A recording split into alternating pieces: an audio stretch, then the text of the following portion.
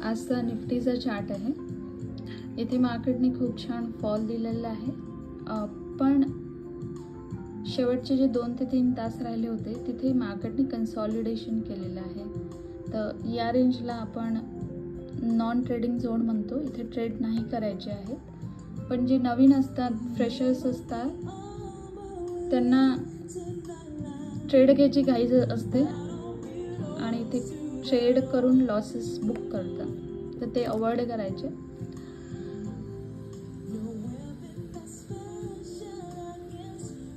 आणि इव्हनिंग सेशनला मी या इन्स्ट्रुमेंटमध्ये ट्रेड घेतला होता। याच्यामध्ये ट्रेडिंग करणं म्हणजे ॲडव्हान्स लेवल ट्रेडिंग आहे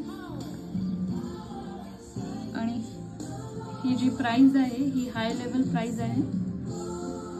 आता एक लॉटच आपल्याला घ्यायचा असला तर याच्यात 34,000 लागतात, 2 घ्यायचे असले तर मग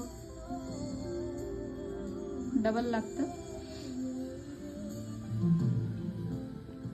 ज्यांना बीपीचा त्रास आहे त्यांनी याच्यात ट्रेड नका करू, खूप डिफिकल्ट आहे। तर मी यामध्ये 1 लॉट घेतली होती, यामध्ये 2 घेतली होती, तर टोटल माझ्या 3 लॉट्स होत्या।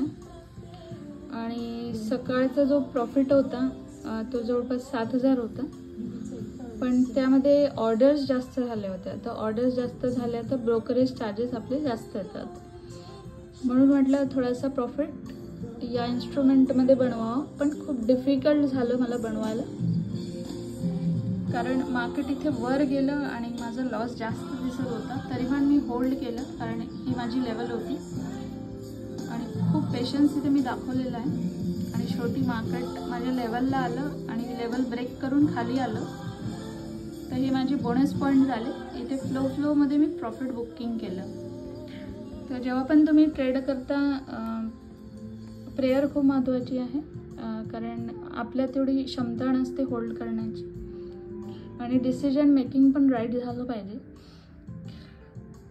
तर इथे मी आजचा दिवस 17,876 ला क्लोज केलेला आहे। हा प्रॉफिट अमाऊंट आहे, पण यामध्ये आज ऑर्डर्स जास्त झाले, त्यामुळे ब्रोकरला मला आज 4,000 द्यावे लागेल। हे प्लॅटफॉर्म वापरण्याची जी फीज असते, कारण ऑर्डर्स माझे जास्त झालेले, तर 4,000 ब्रोकरचे याच्यातून डिडक्ट होतील उद्या, आणि उरलेला पैसा जो असतो तो आपल्या अकाउंटमध्ये जमा होतो। आणि सकाळी जो 0 अकाउंट माझा आहे, म्हणजे दुसरा प्लॅटफॉर्म जो आहे, जो मी सकाळी दाखवला होता, त्यात मी 5,000 बुकिंग केले।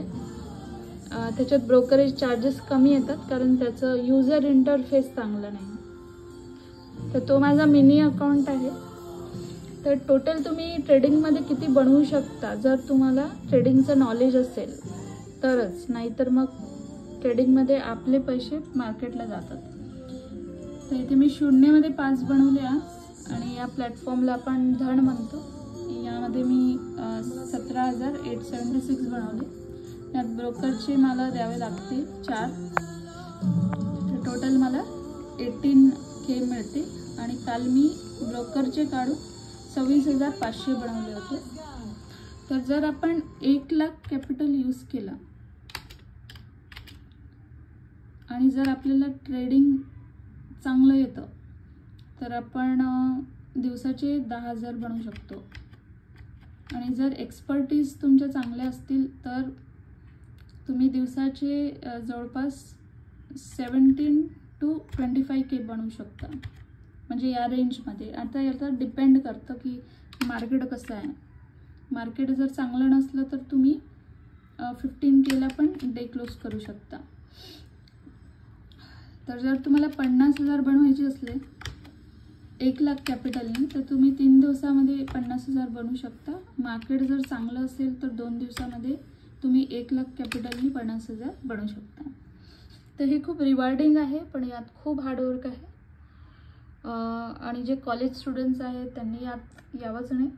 ज्यांच्याकडे टाईम आहे, जे घरी असतात, त्यांच्यासाठी हा प्लॅटफॉर्म खूप चांगला आहे, पण याच्यात खूप मेहनत लागते आणि खूप पेशन्स लेवल पाहिजे, आणि प्रेयर लाईफ पण याच्यामध्ये चांगलं पाहिजे, कारण एवढी स्ट्रेंथ नाही राहत आपल्यात। ट्रेड होल्ड करण्याची, कारण वी डील विथ मनी, तर याच्यामध्ये आपला पैसा कमी झालेला जास्त झालेला आपल्याला दिसतो. तर खूप गट्स पाहिजेत यामध्ये ट्रेडिंग करण्यासाठी.